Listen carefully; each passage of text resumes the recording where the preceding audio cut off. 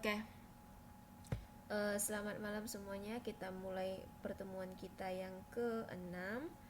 Nah, di sini kita akan membahas mengenai estimasi ataupun pendugaan statistik. Udah jam setengah 10, namun partisipan yang datang itu masih 8, 9 termasuk saya. Kita mulai aja ya. Nanti biar mereka menyusul.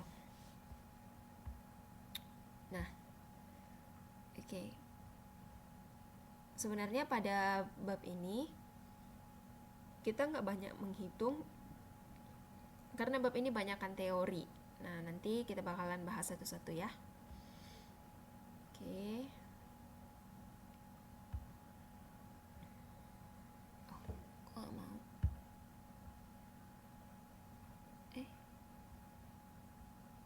Ya, nah ini dia pendahuluannya. Nah, di pendahuluan ini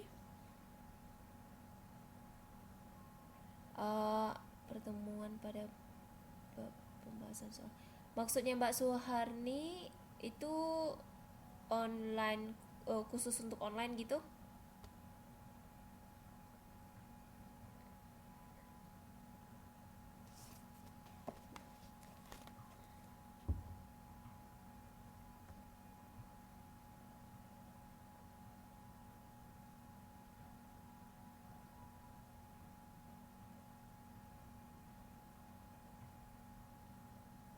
Oh iya, nanti kita bahas maunya Mbak dan Mas sekalian di pertemuan 7 boleh nggak?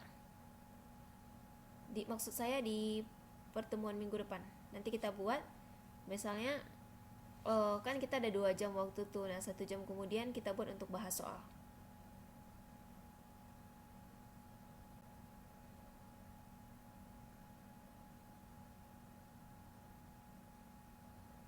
Oke. Nah, dan juga untuk yang tugas 2 nanti bakalan saya berikan dari buku, dari modul.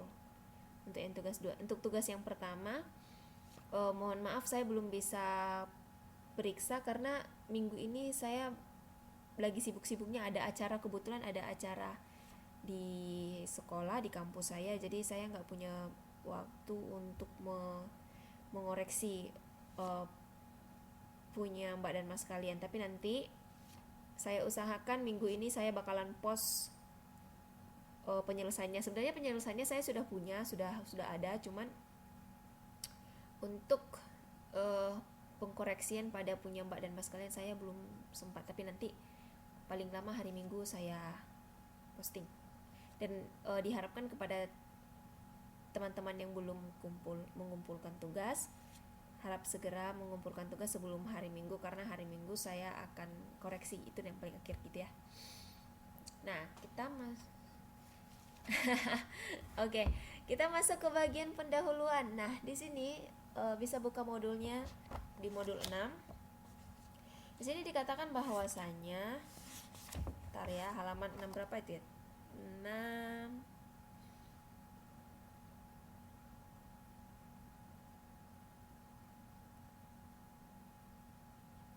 Oke. 6.1. Enggak, ada yang 6. Modul 6 aja, 6.2, 6.1 ya. Nah, di sini dikatakan apa itu estimasi? Nah, estimasi itu merupakan salah satu cara untuk mengemukakan pernyataan induktif. Nah, induktif itu apa? Nah, pernyataan induktif itu adalah suatu pernyataan yang menyatakan karakteristik induk atau populasi dengan mempergunakan karakteristik yang didapat dari cuplikan sampel. Jadi, jika kita menemukan populasi, sejumlah populasi, nah kita bisa lihat sifat dari populasi itu, kita bisa tebak gitu, kita bisa mengira. Estimasi itu artinya sebenarnya perkiraan, dikira gitu ya. Jadi kita bisa mengira sifat daripada sekumpulan populasi ini apa gitu. Nah, kita mendapatkannya dari mana? Nah, kita bisa mendapatkan sifat ataupun karakteristik dari sekumpulan populasi ini yaitu dari sampel. Jadi kita bisa lihat beberapa sampel, Nah, pasti untuk yang lainnya juga bisa diperkirakan, bisa diduga bahwasanya mereka memiliki sifat yang sama. Kenapa? Karena populasi kan kumpulan dari beberapa sampel. Jadi kalau udah sampelnya sifatnya seperti itu, maka untuk populasi juga besar kemungkinan sifatnya sama. Oke, buat Mbak Ida, silakan bergabung, dan juga Mbak Santi silakan langsung bergabung. Kita juga baru mulai. Nah, di sini ada dua bagian sajian ulang populasi dan ada dua bagian perbedaan untuk sajian ulang populasi dan cuplikan. Nah, bisa dilihat di PowerPoint. Untuk yang satu cuplikan random itu frekuensi relatif ataupun FI per N2 yang dipakai menghitung X rata-rata dan S kuadrat. Keduanya merupakan contoh statistika random atau penduga. Nah, kemudian yang untuk populasi. Untuk populasi, probabilitas atau PX yang dipakai untuk menghitung P atau dan ya P itu dan sigma kuadrat. Keduanya merupakan contoh parameter yang konstan atau target. Nah, pada bagian tabel ini itu hanya itu sebatas teori, cukup untuk pemahaman aja. Boleh dibaca berulang-ulang dalam hati.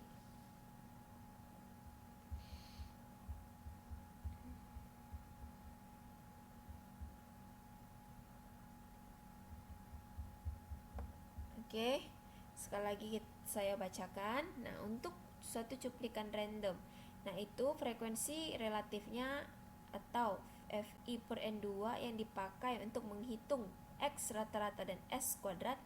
Keduanya merupakan contoh statistika random atau penduga. Nah, untuk populasi itu probabilitasnya atau yang disingkat dengan PX. Probabilitas itu PX yang dipakai untuk menghitung P dan sigma kuadrat. Keduanya merupakan contoh parameter yang konstan atau target. Nah, itu boleh kita lanjut dulu untuk mengetahui lebih paham apa maksud daripada tulisan tersebut. Nah, sebelumnya saya ingin menjelaskan bahwasanya pernyataan induktif itu merupakan pendugaan ataupun estimasi. Jadi ingat aja Mbak Mas, estimasi itu bisa disebut dengan perkiraan atau dugaan atau penduga. Nah, biar estimasi ini bahasa ilmiah ya, jadi biar lebih ke bahasa sehari-hari, dugaan ataupun perkiraan gitu. Oke. Nah, kita bisa lihat di halaman 6.2, Mbak dan Mas kalian bisa lihat di halaman 2 itu ada semacam kesimpulan ya, semacam resume dari wacana sebelumnya. Nah, di sini dinyatakan bahwasanya dipermisalkan ada dugaan dan juga ada target, ada penduga, ada target. Nah, kemudian setelah ada pendugaan itu ada yang disebut dengan proses pendugaan. Nah, cara untuk menggapai pendugaan itu ada, nah kemudian ada targetnya. Nah, untuk proses, nah di sini ada untuk penduga. Nah, misalnya X rata-rata dan yang kedua adalah S kuadrat. Untuk S rata-rata dan S kuadrat itu setelah melalui proses pendugaan, maka ingin diketahui adalah target yang ingin dicapai. Itu yang pertama adalah mu dan sigma kuadrat. Oke. Nah, di sini di buku kita ini ada disinggung mengenai contoh pendugaan statistik, misalnya menduga rata-rata penghasil penduduk satu kecamatan atau mu. Jadi menduga rata-rata penghasilan penduduk kecamatan itu di sini disingkat dengan mu, berarti pendugaan rata-rata. Nah, itu mu dengan mengambil cuplikan sebesar 10 keluarga. Nah, dari cuplikan ini Anda kemudian menghitung rata-rata cuplikan. Rata-rata cuplikan disebut dengan X bar rata-rata. Kalau dia rata-rata itu selalu disimbolkan dengan bar yang garisnya di atas atau sample means. Nah, X bar sudah dibuktikan merupakan pendugaan yang baik untuk mu katanya. Oke. Dari penjelasan central limit theorem, kita tahu bahwa X rata-rata akan bernilai sekitar mu. Kemudian untuk menduga nilai mu, kita mempunyai penduga yang lain, yaitu median atau mode. Nah, di sini median itu ada nama lainnya lagi, disebut dengan mode. Nah, kemudian persoalan kemudian muncul, mana penduga yang terbaik, X atau median atau mode. Nah, setelah diutarakan sifatnya, kemudian akan dibicarakan penduga nilai titik atau nilai interval. Oke. Nah, jadi di sini ada target ya yang dikatakan untuk yang dicapai dalam modul 6 ini. Di sini ada 4 kriteria. Nah, itu bisa dilihat di halaman 6.3. Oke. Nah, kita masuk ke bagian sifat yang diperlukan oleh suatu penduga yang baik. Kita masuk ke bagian ini. Ada beberapa bagian. Nah, yang pertama itu adalah tidak bias.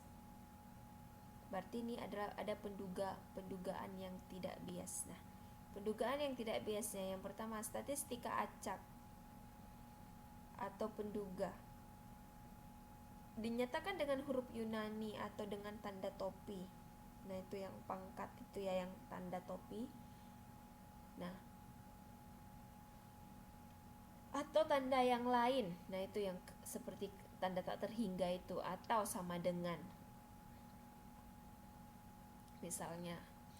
Nah, untuk contohnya yang alfa dan beta, sedangkan untuk populasi tanpa tanda di atasnya, untuk menyatakan bahwa penduga statistika secara teoris didasarkan pada random variable.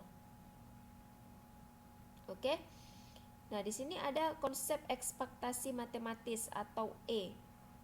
Simbolnya E. Yang juga sekaligus dianggap sebagai konsep rata-rata. Nah, jika A yang ada tanda topi di atas, jika A adalah pendugaan alfa yang didasarkan atas pengamatan berulang-ulang, maka disajikan E dalam kurung A yang ada tanda topi di atas. Nah, E itu singkatan dari epsilon. Mas bisa melengkapi catatannya. E itu adalah dibaca epsilon.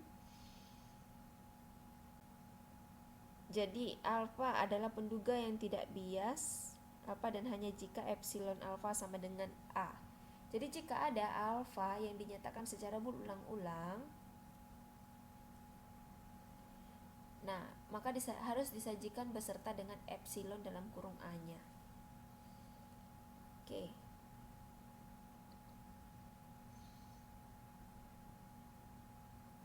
Nah, di sini ada contoh. Nah, contohnya adalah bisa dilihat di PowerPoint. Rata-rata sampel. Kalau rata-rata itu selalu simbolnya X rata-rata. Adalah penduga yang tidak bias untuk rata-rata populasi atau populasi mu. Nah, varian sebesar pi per 2 sigma kuadrat per n.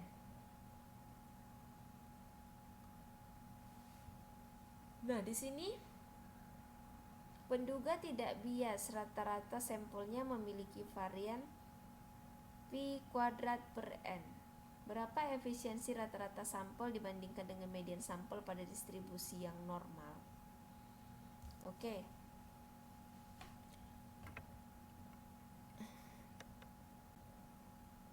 Oke, sebelum masuk ke yang bagian jawaban ini.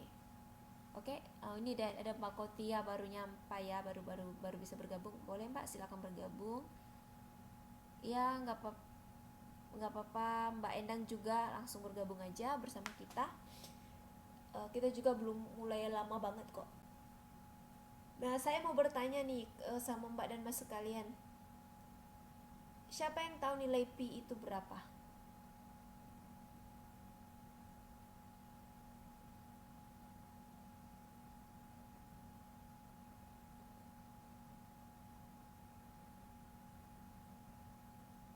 Ya, benar Mbak Rofitul Soleha. Ya, 3,14. Nah, coba lihat, perhatikan. Nah, di sini kan di soal sebelumnya dinyatakan bahwasanya rata-rata sampel atau X rata-rata adalah penduga yang tidak bias untuk rata-rata populasi mu. Maka varian sebesar pi per 2 atau sigma kuadrat per n. Nah, penduga tidak bias rata-rata sampelnya memiliki varian pi per sigma kuadrat per n. Berapa efisiensi rata-rata sampel dibandingkan dengan median sampel pada distribusi yang normal? Oke, nah di sini untuk menjawabnya adalah ada rumus. Nah, rumusnya adalah pi per 2 kali sigma kuadrat per n. Jadi pi per 2 sigma kuadrat per n. Nah, di sini untuk perkalian yang seperti ini kan di atas sudah ada sigma kuadrat per n, di bilangan ada sigma kuadrat per n, di penyebut juga ada sigma kuadrat per n. Nah, itu dihilangkan saja karena sama-sama ya, sama memiliki nilai yang sama. Tinggallah pi per 2. Nah, pi itu kan tadi 3,14 dibagi 2 berapa? 1,57. Oke. Sampai di sini oke.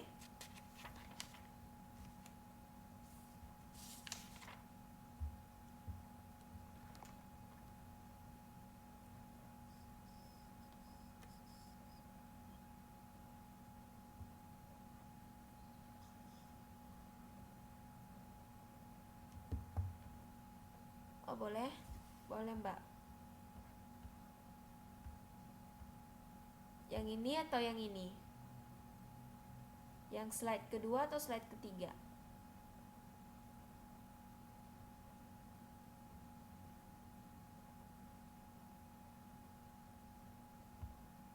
Oke, ini.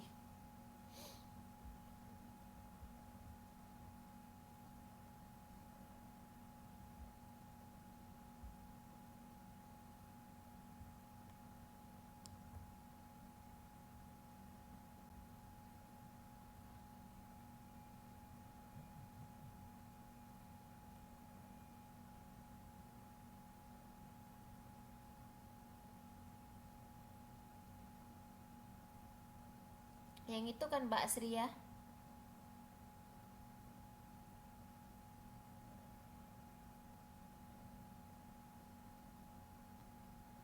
Oke.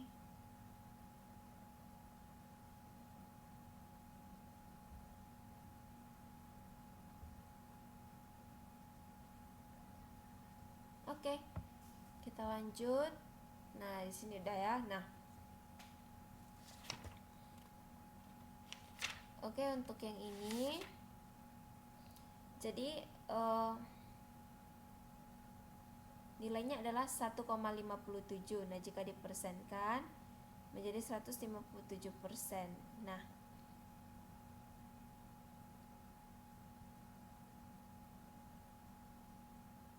jadi tingkat perbandingannya antara median rata-rata sampel dan juga median sampel itu adalah 1,57 kali. Jika ingin kita menyamakan nilai mereka, maka kita butuh 1,57 kali lebih banyak sampel yang dipakai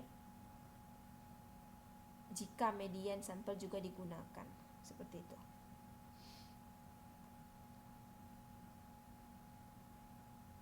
Oke, kita bisa lihat di halaman 6.8 itu ada C, rata-rata simpangan yang terkecil. Oh, sebelumnya untuk perhitungan ini ada yang mau bertanya?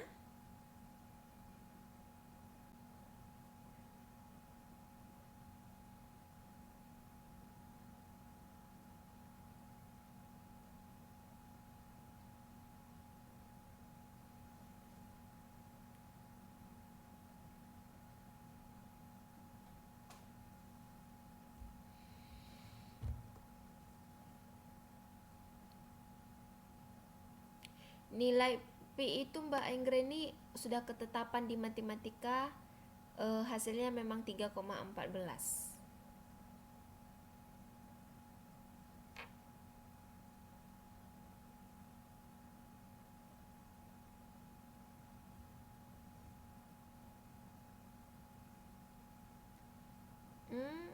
Kita lihatnya di mana?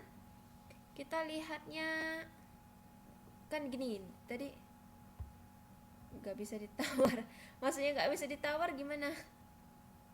Bisa bisa Mbak Endang 22/7. Jika 22/7 kita bagikan 2, coba semuanya buat di kalkulator. 22/7 dibagi 2 berapa? Dibagi 2 berapa?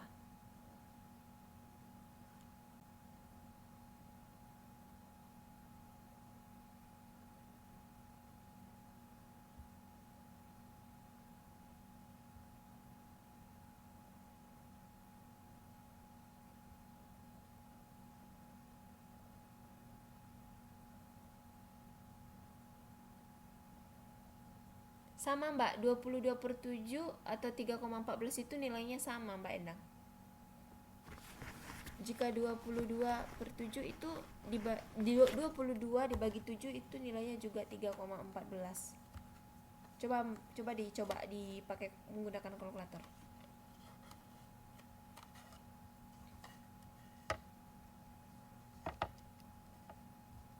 Benar nggak Mbak Endang?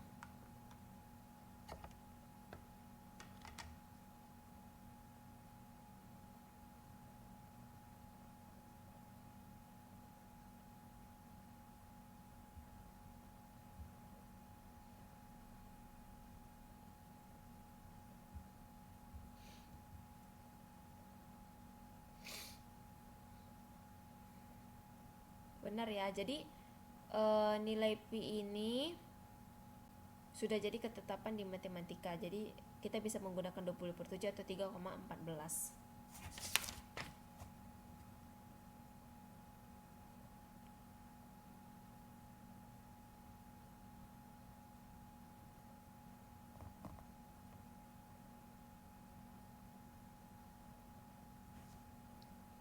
Oke, coba saya ingin jelaskan lagi untuk contoh soal yang ini. Nah, kita baca lagi ya contohnya ya. Nah, di sini diketahui bahwasannya rata-rata sampel ataupun X rata-rata adalah penduga yang tidak bias untuk rata-rata populasi mu. Varian sebesar, jadi varian di sini sebesar nilainya varian Pi per 2 sigma kuadrat per N. Nah, itu nilai dari varian. Penduga tidak bias rata-rata sampelnya memiliki varian. Nah, jadi untuk rata-rata sampel itu variannya berapa? Variannya sigma kuadrat per N. Jadi untuk rata-rata sampelnya itu nilai variannya sigma kuadrat per N. Nah, pertanyaannya, berapa efisien rata-rata sampel dibanding median sampel pada distribusi yang normal? Nah, sekali lagi, berapa efisien rata-rata sampel dibanding median sampel pada distribusi yang normal? Nah, untuk lebih jelasnya mungkin soal yang lebih lengkapnya bisa dilihat di 6.7. Coba lihat. Iya Mas Rupi, pakai tanda kurung laki-laki ya sekarang di namanya ya. Ya, silahkan bergabung Mas Rupi.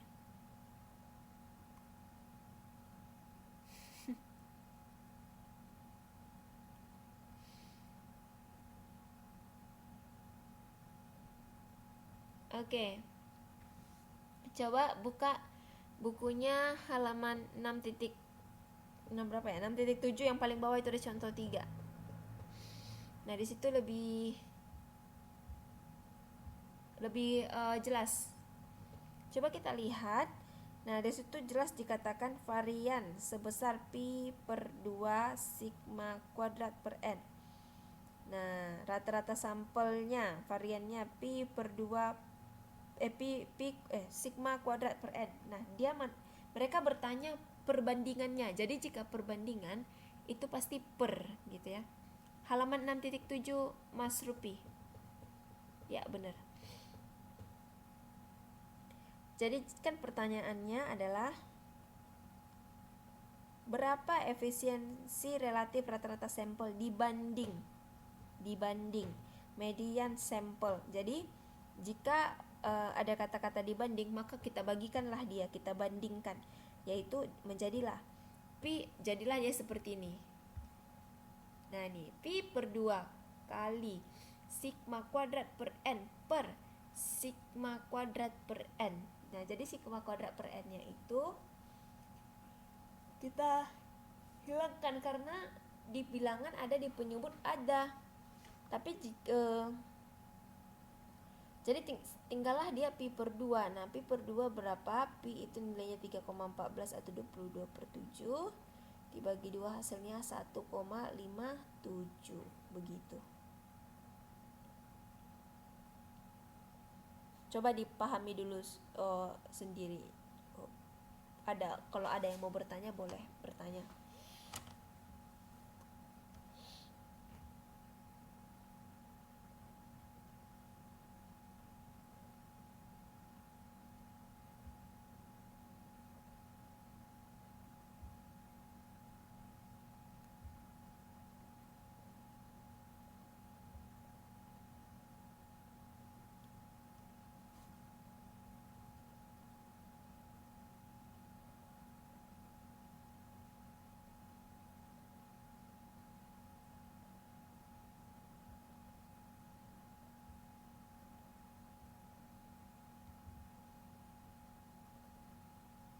Sepertinya Mbak Waida ada pertanyaan ini.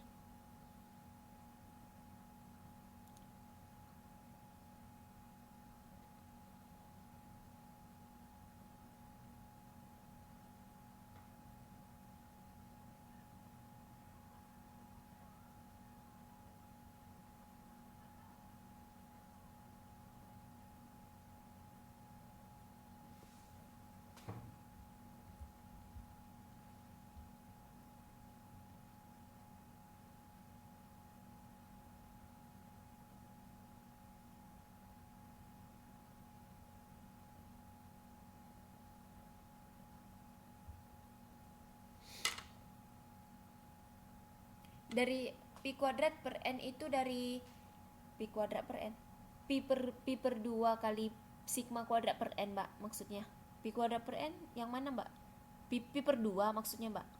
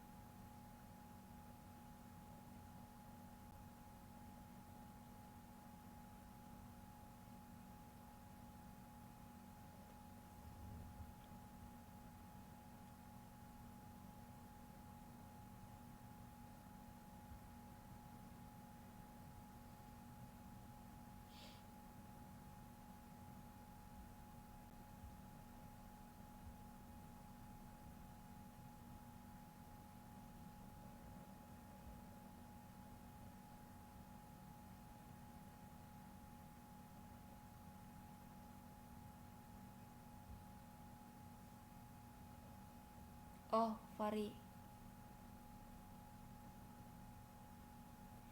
Oh, yang sigma kuadrat per N. Nah, itu diambil dari soal, Mbak. Coba dibuka halaman 6.7-nya.